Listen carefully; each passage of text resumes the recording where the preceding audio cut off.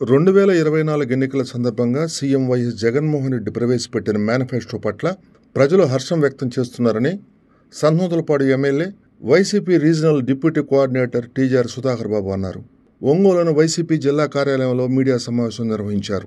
ఈ మీడియా సమావేశంలో పార్టీ నాయకులు బొట్ల రామారావు, విజయభాస్కర్ రెడ్డి, బిళ్ళా చెన్నయ్య, సత్యనారాయణ రెడ్డి, ఎస్కే బాబు, కృష్ణారెడ్డి, శేషుబాబు, బాలాజీ రెడ్డి, రమణమ్మ తదితరులు పాల్గొన్నారు.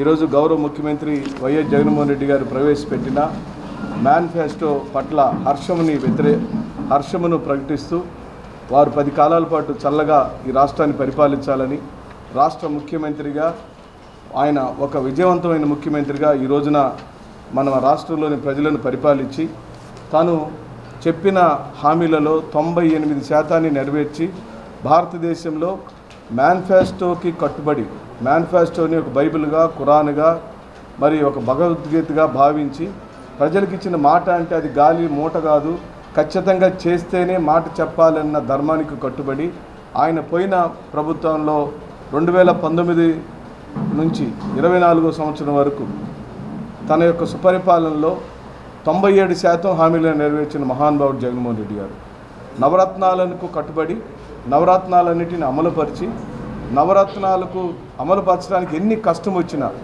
ఎంత ఇబ్బందులు వచ్చినా, మధ్యలో మిత్రులారా మీకు తెలుసు మధ్యలో కోవిడ్ వచ్చింది. ఓ 2 సంవత్సరాల పాటు ప్రజలు దిగ్బంధం అయిపోయారు. రాష్ట్ర ఆదాయం కుంటుపడిపోయింది. ఎక్కడి నుంచి కూడా చిల్లి గవ్వ కూడా రాష్ట్రానికి ఆదాయం రాకపోతే ఆ కష్టకాలంలో కూడా ఈ రాష్ట్ర ప్రజలకు ఇచ్చిన హామీలలో ఒక్క హామీని కూడా ఆపని కట్టుదిట్టమైన పకడ్బందీ ఆర్థిక వ్యవస్థ నిర్మాణం చేసి ఆర్థికంగా నేనున్నానని ప్రజలకు భరోసా ఇచ్చి ఆ కరోనా సమయంలో కూడా పెన్షన్లను సమయానికి ఇచ్చాడు. రేషన్ని 1 మారు కాదు 10 మార్లు రేషన్ ఇచ్చాడు. 1000 రూపాయలు భృతి ఇచ్చాడు జగన్మోహన్ రెడ్డి గారు. మరి జగన్మోహన్ రెడ్డి గారి యొక్క పరిపాలనా దక్షత గురించి నేను ఎంత చెప్పినా అది అతిశయోక్తిగా ఉండదు. ఎందుకనంటే అవన్నీ వాస్తవాలు. జగన్మోహన్ రెడ్డి గారి యొక్క పరిపాలనలో ఇప్పుడు వారు ప్రకటించిన కొన్ని ప్రధానమైన అంశాలను మీ ద్వారా మాకెందుకు ఆనందం కలిగిందనే అంశాన్ని ఈ రాష్ట్ర ప్రజలకు, మరి ముఖ్యంగా ప్రకాశం జిల్లా ప్రజలకు మీ ద్వారా తెలియపరచడానికి ఎంతో ఆనందపడుతుంది. గౌరవ ముఖ్యమంత్రి గారు రైతు బాంధవుడిగా, రైతు పక్షపాతిగా 13,500 ఉన్న సంవత్సరానికి ఉన్న రైతు భరోసా డబ్బులను ఈరోజు 16,000 చేశాడు. తద్వారా 5 సంవత్సరాల్లో 80,000 రూపాయల భరోసాని రైతుకి ముందుగానే పంటకి సకాలంలో అందించే విధంగా డబ్బులు ఇచ్చే కార్యక్రమం జరుగుతుంది. పెన్షన్లు ప్రస్తుతం ఉన్న 3,000ని 3,500 చేశారు. ఈబీసీ నేస్తం గతంలో ఏ ప్రభుత్వం చేయలేదు. కమ్మవారిలో పేదవాళ్లకు, రెడ్డిగారోళ్ళలో పేదవాళ్లకు, వైశ్యుల్లో పేదవాళ్లకు, బ్రాహ్మణులలో పేదవాళ్లకు, క్షత్రియుల్లో పేదవాళ్లకు, పెద్ద కులాలుగా పిలువబడుతున్న పెద్ద కులాల్లోని పేదవాళ్లకు, బిలో పావర్టీ లైన్లో ఉన్న పేదవాళ్ళందరికీ ఆయన హయాంలో ఇచ్చిన 40,000ను ఈ రోజున దాన్ని 1,05,000 చేశాడు. జగన్మోహన్ రెడ్డి గారికి పూర్తిగా ఈ రాష్ట్రంలోని ఈబీసీలంతా రుణపడి ఉంటారని ఈ సందర్భంగా నేను మనవి చేస్తూ, అలాగనే తన అత్యంత ప్రేమించే ఎస్సీ, ఎస్టీ, బీసీ, మైనార్టీ మహిళలకు తన అమ్ముల పొదిలో నుంచి ఆయన ఇచ్చిన పాశుపతాస్త్రం లాంటి పథకం చేయూత, ఆ చేయూత పథకం 75,000 సంవత్సరానికి ఇస్తే ఇప్పుడు దాన్ని 1,50,000 రూపాయలు చేసిన మహానుభావుడు జగన్మోహన్ రెడ్డి గారిని గెలిపించకుండా ఎలా ఉంటామని మహిళలు ఈ రోజున ఊరు వాడ చాటుతున్నారు. రాత్రి నుంచి హర్షాతిరేకాలు ఎక్కడ చూసినా వారి యొక్క మేనిఫెస్టో విడుదల చేసినప్పుడు ఆయన కనపరిచినటువంటి కమిట్మెంటు, ఆయన చూపించిన మాటల పరంపర చూస్తే చాలా ఆనందం కలిగింది. 0 వడ్డీ రుణాలు 1,00,000 రూపాయలు ఉండేది జగన్మోహన్ రెడ్డి గారు తాను అధికారంలోకి వచ్చినప్పుడు. నిన్న ప్రభుత్వంలో 2 లక్షలు చేశాం. ఇప్పుడు ఈ ప్రభుత్వంలో అది 3 లక్షలకు పెరిగిందని చెప్పడానికి చాలా సంతోషపడుతున్నాం. అమ్మఒడి పథకం 15,000 రూపాయలని ఈ రోజున 17,000 రూపాయలకి పెంచిన మహానుభావుడు. మీరు గమనిస్తే తెలుగుదేశం పార్టీ దీనికి సారూప్యంగా అమ్మఒడి డబ్బులు ఇంట్లో ఎంతమంది ఉంటే అంతమందికి నేను డబ్బులు ఇస్తానని చెప్పాడు. అదొక ఒట్టి మాటగా మిగిలిపోబోతుందని మీ మధ్యలో మేము చెప్పగలుగుతున్నాం. ఎందుకంటే చంద్రబాబు నాయుడు 2014-19 కాలంలో బొచ్చుడని హామీలు ఇచ్చాడు. ఆ హామీల గురించి నేను ఇప్పుడు చెబితే సమయాభావం వల్ల మీకు మళ్ళీ నేను అవకాశం చెప్పినట్టయితే, ఉదాహరణకు ఆడవాళ్లకు రుణాలు మాఫీ చేస్తానని మోసం చేశాడు. రైతు రుణాల మాఫీ 86,000 కోట్ల రూపాయలు ఇస్తానని మోసం చేశాడు. ఇంటికో ఉద్యోగం ఇస్తానని మోసం చేశాడు. మళ్ళీ అయ్యే చెబుతున్నాడు. ఇప్పుడు ఉదాహరణకి 3 సిలిండర్లు ఇస్తానని చెబుతున్నాడు స్త్రీ శక్తి పేరుతో. అలాగనే ఆర్టీసీలో ఉచితమైన ప్రయాణం అంటున్నాడు. 6 హామీలకు చంద్రబాబు నాయుడు చెప్పిన హామీలకు సంబంధించే నేను మాట్లాడుతున్నాను. 4,000 పెన్షన్ అంటే దీంట్లో సగం మాయి కాపీ కొట్టేశాడు. అమ్మఒడి మా పథకాన్ని డబ్బులు ఎక్కువ ఇచ్చేస్తాను అంటున్నాడు. అంటే అమ్మఒడి విజయవంతమైందని చంద్రబాబు నాయుడు ఒప్పుకున్నాడు. పెన్షన్లు 3,000 మేము చేస్తే 4,000 ఇస్తానంటున్నాడు. ఇప్పుడు జగన్మోహన్ రెడ్డి గారు 3,500 ఇస్తానన్నాడు. అంటే అక్కడ కూడా కొత్తగా ఏమీ చంద్రబాబు నాయుడు చేయలేకపోయాడు. 20,000 రూపాయలు రైతుకి ఇస్తానంటున్నాడు. అది ఏంటో లెక్క ఏంటో పత్రం ఏంటో మాకు తెలియదు. మేమైతే ఒక సంవత్సరానికి 13,500 ఇచ్చేదాన్ని 16,000 ఇస్తామని చెప్పి ప్రకటించాడు జగన్మోహన్ రెడ్డి గారు. నిన్న 6 లక్షల ఉద్యోగాలు యువతకి ఇస్తానంటున్నాడు. ఇది ఒక పెద్ద మాయ. చంద్రబాబు నాయుడు యొక్క 6 హామీలు 2014-19 కాలంలో ఏ విధంగా అయితే తప్పుడు హామీలు ఇచ్చి మోసం చేశారో మళ్ళీ మోసం చేయడానికి 6 హామీలతో వస్తున్నాడని ఈ రాష్ట్ర ప్రజలందరూ గుర్తుపెట్టుకోమని జగన్మోహన్ రెడ్డి గారు తీసుకొచ్చిన రెవల్యూషనరీ వ్యవస్థలన్నిటినీ మీ మధ్యలో నేను గుర్తు చేస్తూ, మరి ముఖ్యంగా ఎస్సీలకు ఆయన చేసిన ఉపకారాలని మీ మధ్యలో చెప్పకుండా ఉండలేకపోతున్నాను. ఎందుకంటే ఎస్సీలకు 2 కార్పొరేషన్లు, మాలా కార్పొరేషన్, మాదిగా కార్పొరేషన్ మరియు రెల్లి కార్పొరేషన్గా 3 కార్పొరేషన్లు చేసి ఈ 2 ఉపకులాలు 3 ఉపకులాల మధ్యలో ఉండే చిన్న చిన్న తారతమ్యాలను బ్యాలెన్స్ చేశాడు. ఏ మాత్రం ఇబ్బంది లేకుండా అసైన్డ్ భూములుగా ఉన్న భూములను ఎవరికైతే అసైన్డ్ భూములు దళితుల దగ్గర ఉన్నాయో వాటన్నిటిని రిజిస్ట్రేషన్ చేసి పూర్తిగా హక్కురాలుగా చేసటం జగన్మోహన్ రెడ్డి గారి యొక్క గొప్పతనంగా మేము భావిస్తూ, అటవీ భూములను సాగు చేసుకున్న రైతులకు ROF DKT పట్టాలు ఇచ్చాం. ఇది కూడా 2019 నుంచి ఈ రోజు వరకు జరిగింది. ఎస్సీ ఎస్టీలకు ఉప ముఖ్యమంత్రులు ఇచ్చిన ఘన చరిత్ర జగన్మోహన్ రెడ్డి గారిదే. అలాగనే 404 కోట్ల రూపాయలతో విజయవాడ నడిబొడ్డున రాష్ట్ర రాజధానిగా వాళ్ళు అనుకుంటున్న విజయవాడ నడిబొడ్డులో సుమారుగా 206 అడుగుల అంబేద్కర్ మహాశయుడు విగ్రహం పెట్టి ఈ ప్రపంచంలో హైయెస్ట్ ఎత్తున్న విగ్రహాన్ని స్థాపించి చరిత్ర సృష్టించాడు జగన్మోహన్ రెడ్డి గారు. ఈ పరంపర ఇలాగనే కొనసాగుతూ వచ్చింది. అలాగనే మొత్తం జనాభాలో కనీసం 50% దళితులు ఉన్న గ్రామ పంచాయతీ లేదా తండాలను పూర్తిగా వాళ్ళకే అప్పచెప్పి వాటిని పంచాయతీలుగా గుర్తించి రేపు మా ప్రభుత్వం వచ్చిన వెంటనే వాళ్ళే అక్కడ సర్పంచులుగా ఉండేటట్టుగా చేయటం ద్వారా మరి ఎస్సీలు పక్షపాతిగా ఆయన ఈ రోజున గుర్తింపబడ్డారు. అలాగనే క్రైస్తవులకు ఇప్పటికే పాస్టర్లకు మరి వృత్తినిచ్చే కార్యక్రమం మీకు తెలుసు, 10,000 రూపాయల వృత్తిని ఇస్తుంది మన ప్రభుత్వం.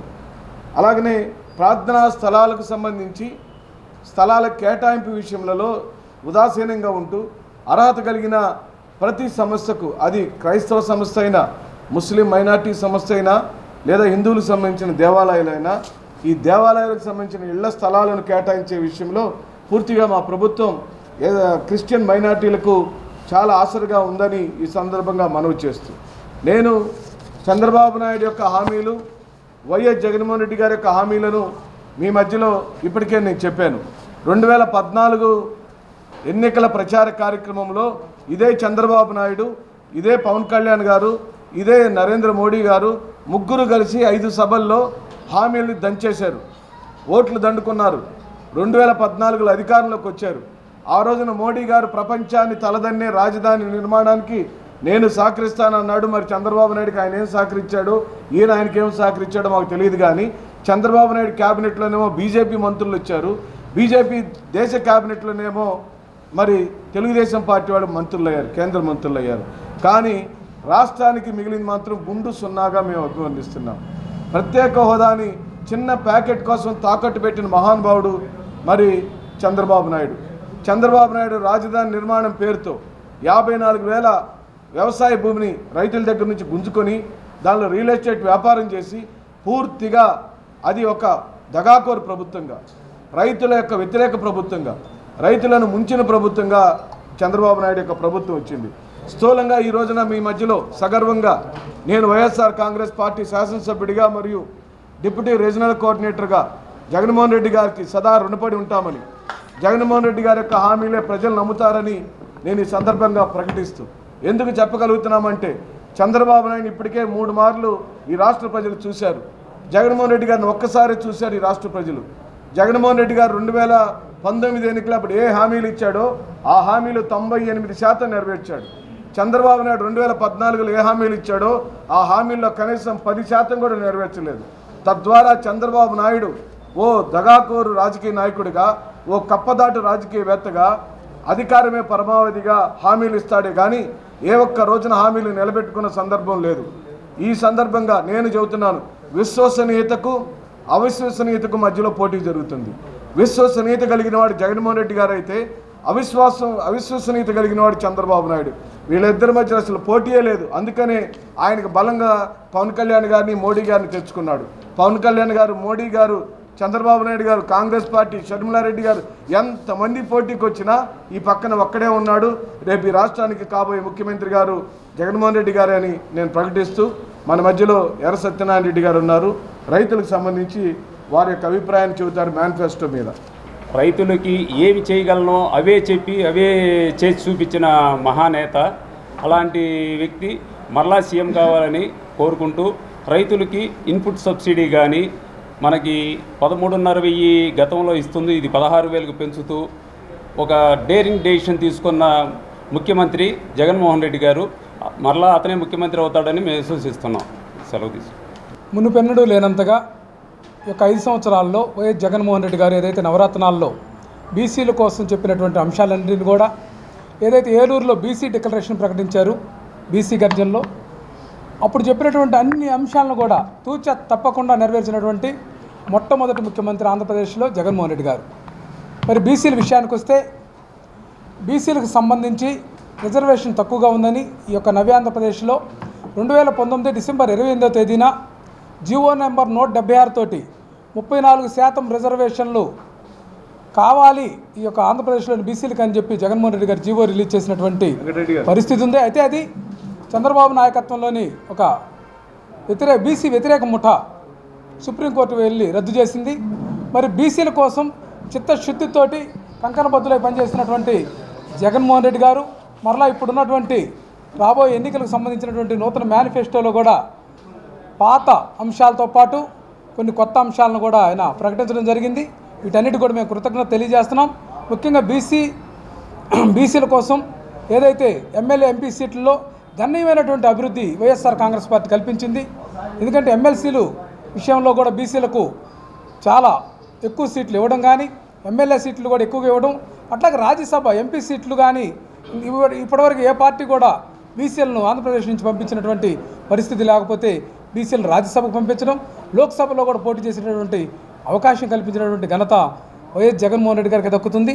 మరి ముఖ్యంగా బీసీలకు సంబంధించి నామినేటెడ్ పోస్టుల్లో 50% ఖచ్చితంగా వీళ్ళకి వాటా కావాలని చెప్పి వాటిని అమలుపరిచినటువంటి ఘనత జగన్మోహన్ రెడ్డి గారిది. అట్లాగే స్థానిక సంస్థల్లో కానీ ఈ యొక్క స్థానిక పదవుల్లో కూడా జనరల్లో కూడా బీసీలకు అవకాశం ఇచ్చి, బీసీలకు ఎందుకంటే రిజర్వేషను ఎక్కువ మంది 50% పైగా ఉన్నటువంటి వీళ్ళకు రిజర్వేషన్ శాతం తక్కువగా ఉందని వాళ్ళకి అవకాశాలు కల్పించారు. అట్లాగే ఎంపీ ఎమ్మెల్యే సీట్లలో కూడా చట్టసభల్లో బీసీలకు రిజర్వేషన్ లేకపోయినా కూడా జగన్మోహన్ రెడ్డి గారు సాధ్యమైనంత వరకు ఎక్కువ ఎమ్మెల్యే సీట్లు ఇచ్చేటటువంటి దానికోసం చాలా కృషి చేశారు. మనకు సామాన్యులకు కూడా బీసీల్లో దద్దాల నారాయణ లాంటి వాళ్ళకి, అట్లాగే ఇక్కడ బుర్రా మసూద్ను మాజీ మన అంతకుముందు ఉన్నటువంటి ఎమ్మెల్యేకి పోటీ చేసినటువంటి వ్యక్తికి కూడా మరలా సీట్ ఇవ్వడంలో కానీ, ఎంపీ సీట్లలో అనిల్ కుమార్ యాదవ్కి, కారుమూరి సునీల్కి ఇవ్వడంలో కానీ ఇట్లా యాదవ్లకు కూడా ప్రత్యేకమైనటువంటి అవకాశాలు కల్పించారు. మరి ఇంకొక విషయం ఏంటంటే, సన్నిధి యాదవ్ అనేది యాదవ్లకు సంబంధించి చాలా వాళ్ళ ఆత్మగౌరవానికి సంబంధించినటువంటి అంశం తిరుపతిలో. దాన్ని సన్నిధి వల్లను వంశపారంపర్యంగా జీవో చేస్తూ వాళ్ళకి హక్కు కల్పించిన దానికి కూడా యావత్ ప్రపంచంలోని యాదవ్ సమాజం, అట్లాగే ఏదైతే భక్త సమాజం అంతా కూడా హృదయపూర్వక కృతజ్ఞతలు తెలిపారు. బీసీలకు అత్యధిక అవకాశాలు కల్పించినటువంటి ఈ వర్గాలకు ఖచ్చితంగా జగన్మోహన్ రెడ్డి గారు అండ ఉంటుంది. ఆయనకు కృతజ్ఞతగా రాబోయే ఎన్నికల్లో ఎక్కువ ఓట్లు వేసి గెలిపించేదానికి ఈ వర్గాలు కృషి చేస్తాయని తెలియజేస్తారు. ఈ రాష్ట్ర చరిత్రలో తొలిసారిగా అగ్రవర్ణ పేదలకి పథకాలు పెట్టి డబ్బులు పంపిణీ చేసిన ఘనత జగన్మోహన్ రెడ్డి గారికి.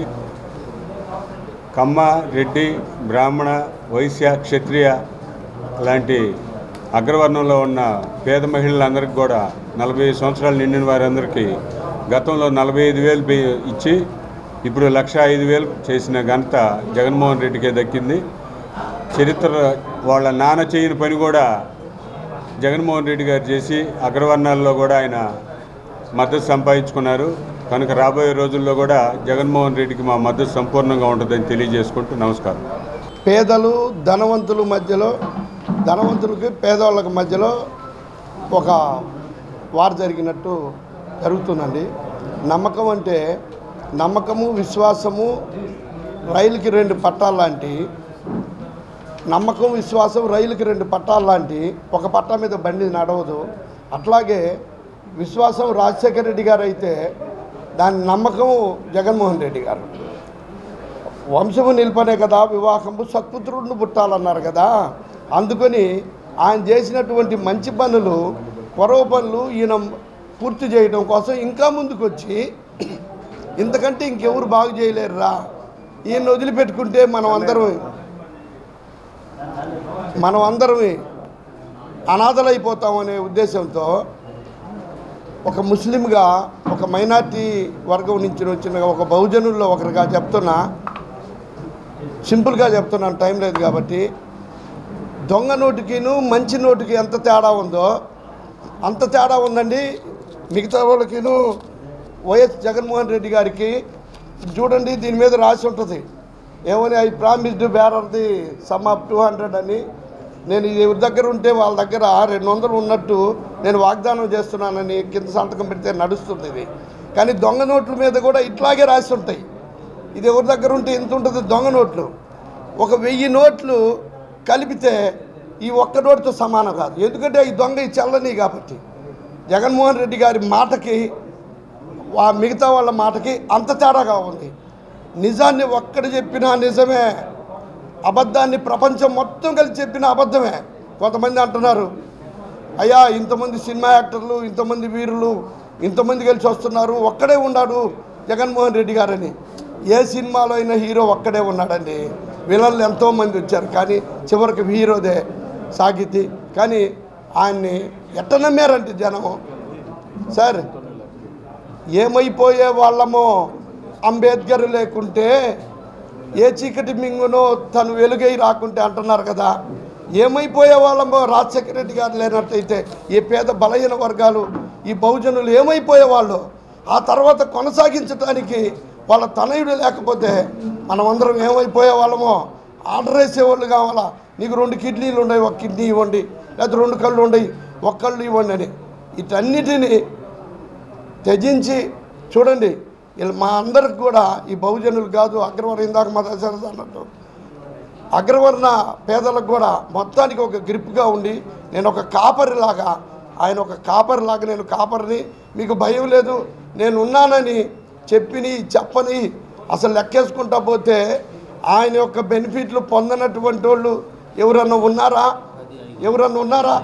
వానకు దాడవని వాళ్ళు ఆయన బెనిఫిట్లు పొందడం వాళ్ళు. ఇంకొక మాట అండి, గత ప్రభుత్వాల్లో పేద వర్గాలకు ఏం అందటం లేదని చెప్పని అందరూ అగ్రవర్ణాల్లోనో లేకపోతే వాళ్ళ పార్టీ పెత్తందారులో తింటుంటే, దేవుడి దేవల్ల ఈయన ఒక కామధేనువు లాగొచ్చి కుంటి గుడ్డి గూని వీళ్ళందరూ వికలాంగులు, నిరుపేదలు అందరికి అందటం లేదని ఒక కల్పవృక్షంగా మారి ఆ చెట్టు ఆయన దగ్గరకు వంగి, మన దగ్గరికే వంగి అన్ని ఫలాలు ఇచ్చి బ్రహ్మాండంగా మనల్ని చూస్తున్నాడు. కాబట్టి ఎట్టి పరిస్థితుల్లో ఆయన కావాలి. గత ప్రభువులు 14-15 ఏళ్ళు చేస్తే ఇది రాంది, ఈయన కూడా ఇవ్వనివ్వండి, ఇంకోసారి గెలవనివ్వండి, ఏం చేసి చూపిస్తాడో.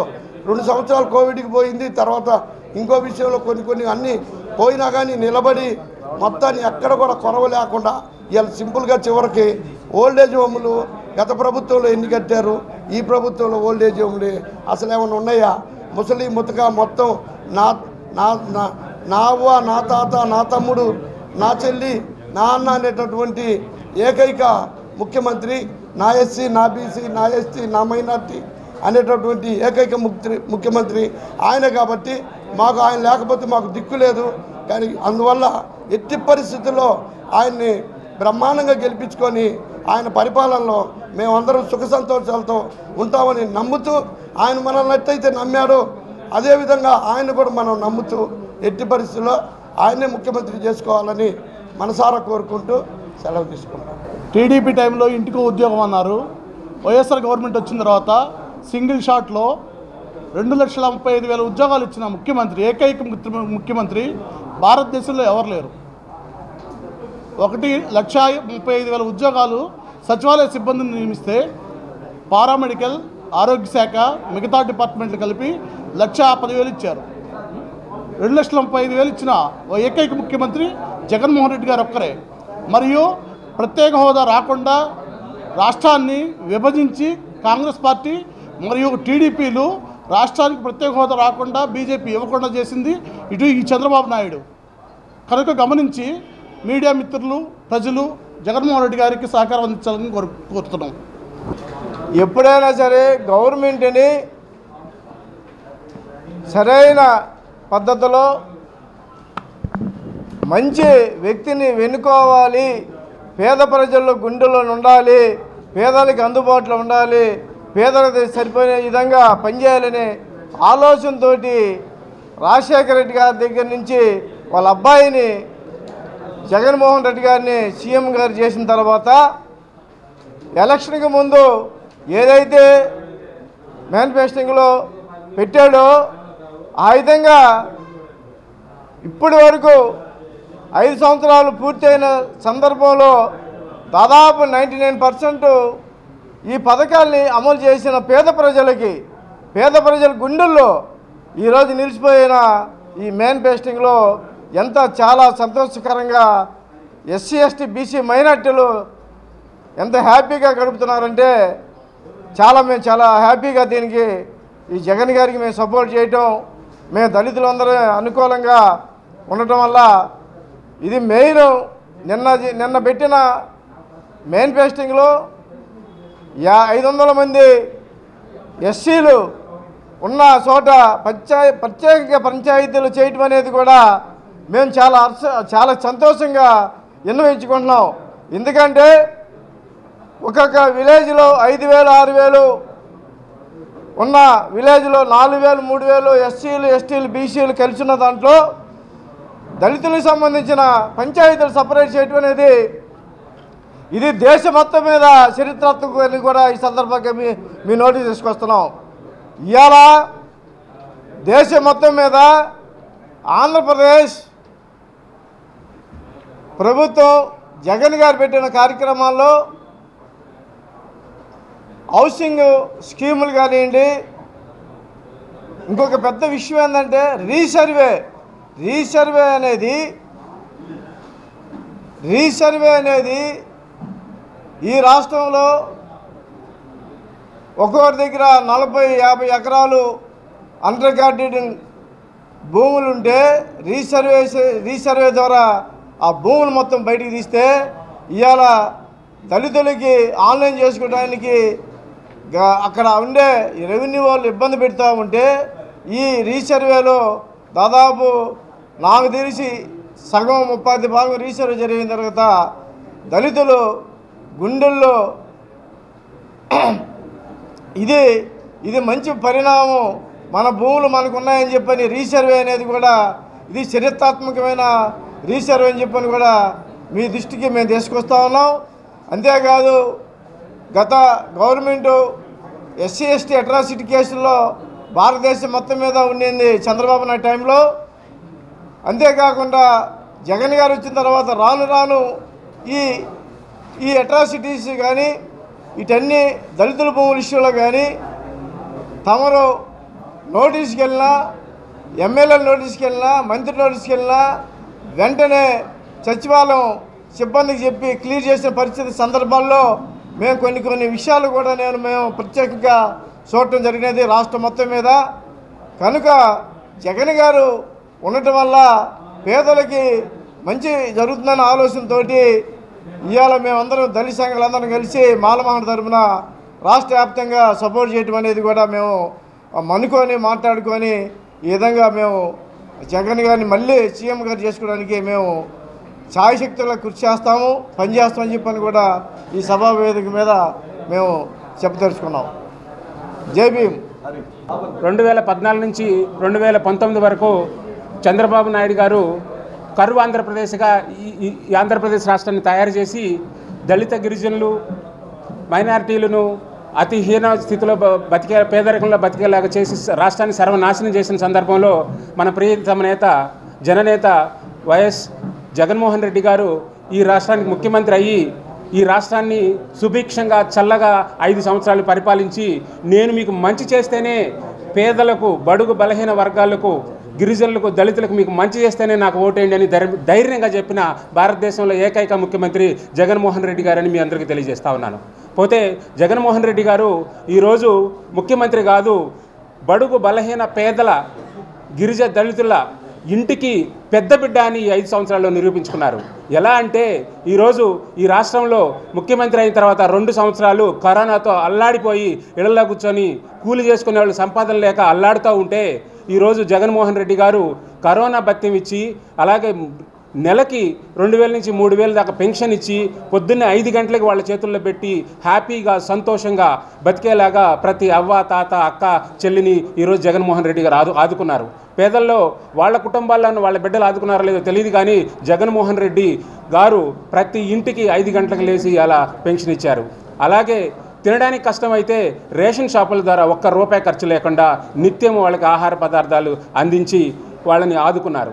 అలాగే ఆరోగ్యం బాగలేకపోతే ఇవాళ ఫ్యామిలీ డాక్టర్ అని విలేజ్ క్లినిక్లని 24/7 వాళ్ళ ఆరోగ్యాన్ని సొంత బిడ్డలాగా సొంత తండ్రిలాగా ఇలా పేద కుటుంబాలను ఆదుకున్న మనసున్న మహానేత వైఎస్ జగన్మోహన్ రెడ్డి గారిని మీకు తెలియజేస్తా ఉన్నాను.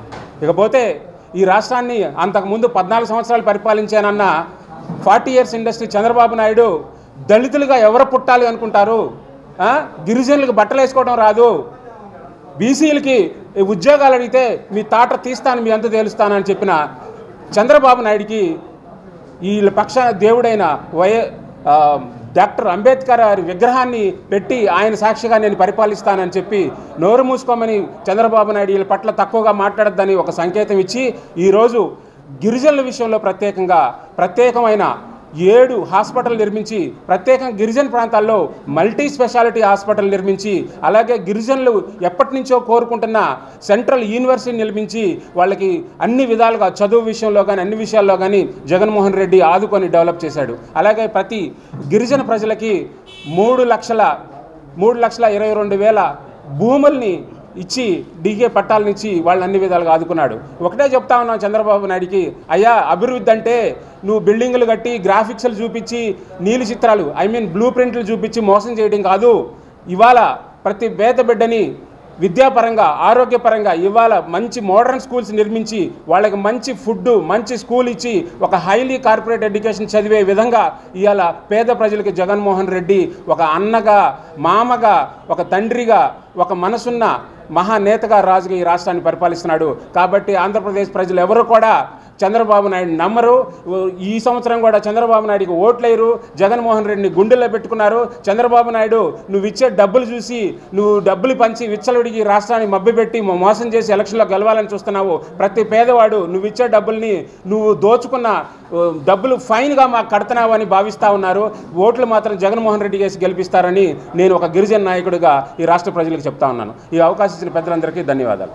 సార్వత్రిక ఎన్నికల్లో మాదిగ రిజర్వేషన్ పోరాట సమితి ఉసురుబాటి బ్రహ్మయ్య మాదిగ గారు రాష్ట్ర వ్యాప్తంగా వైఎస్ఆర్సీపీ పార్టీని అధికారంలోకి తీసుకురావడం కోసం సంపూర్ణమైనటువంటి మద్దతు ప్రకటించడం జరిగింది.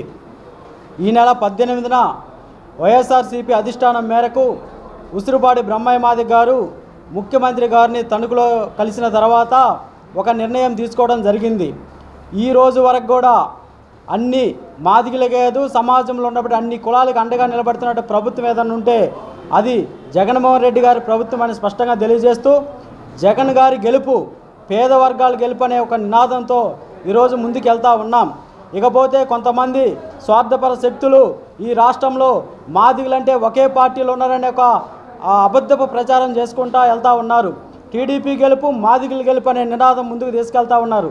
టీడీపీ గెలుపు మాదిగ గెలుపు ఎలా అవుతుంది? అలా టీడీపీ గెలుపు మాదిగ గెలుపు అయితే 2014 ముందు మాదిగలు చెప్పు కుట్టి డప్పు కుట్టి కండవ మెడలేసుకొని నేను పెద్ద మాదిగని వర్గీకరణ చేస్తాను చంద్రబాబు నాయుడు గెలిచిన తర్వాత కనీసం మాదిగలకి సమస్య స్థానం కల్పించకుండా మీటింగ్ కూడా పెట్టుకునే స్వేచ్ఛను హరించినటువంటి చంద్రబాబు నాయుడికి మాదిగల వ్యతిరేకంగా బుద్ధి చెప్తామని తెలియజేస్తా ఉన్నాం.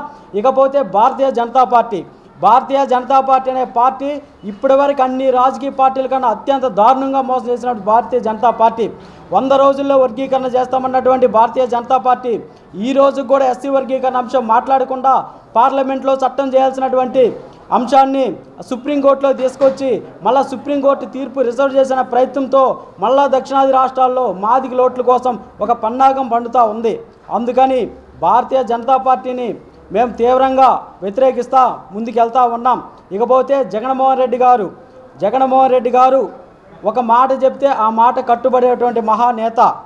ఏదైతే ఉందో 2014 నుండి ఆయన పోటీ చేసిన దగ్గర నుంచి ఈ రోజు వరకు 2019లో గెలిచిన దగ్గర నుంచి ఏదైతే వైఎస్ఆర్సీపీ మేనిఫెస్టో ఆ రోజైతే ఉందో ఆ రోజు ఇచ్చినటువంటి హామీల్ని 100కి 100% అమలు చేసినటువంటి ప్రభుత్వం ఏదన్నా ఉందంటే అది వైఎస్ఆర్ జగన్మోహన్ రెడ్డి ఆయన పరిపాలన విధానం అనే మేము చెప్తా ఉన్నాం.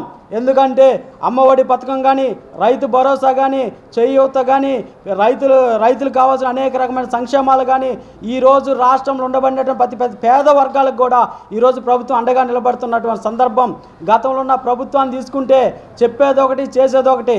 వాళ్ళ ఎన్నికల మేనిఫెస్టోలో మేము సూపర్ 6 అని ముందుకు వెళ్తూ ఉన్నారు. వాటిలో ఎన్ని అమలు చేస్తాయనో కూడా తెలిసే విధంగా లేదు.